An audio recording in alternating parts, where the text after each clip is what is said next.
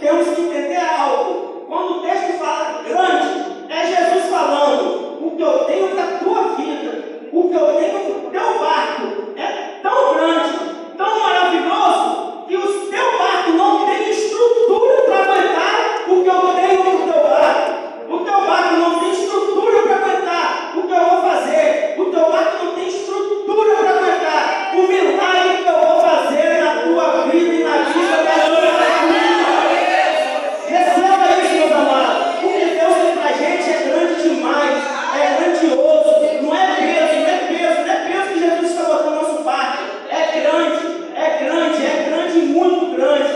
Então o barco de Pedro, ele pega tanto peixe que o texto fala que o barco de Pedro fica quase afundando.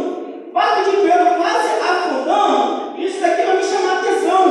Porque Pedro vai olhar para o lado, vai olhar para o barco de João e vai começar a fazer esse sinal. Pedro vai começar a chamar: João, vem aqui, me ajuda aqui, porque tem muito peixe.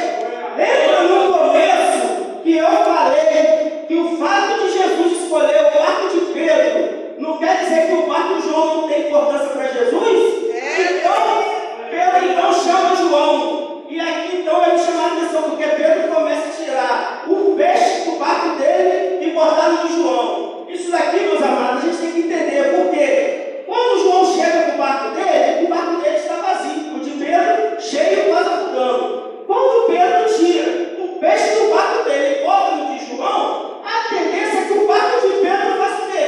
Levanta. Mas o texto vai falar que Pedro tira o peixe do barco dele, bota no de João, a ponto de o texto falar que os dois quase o afundaram. Sabe o que eu aprendo aqui? Isso aqui é um poder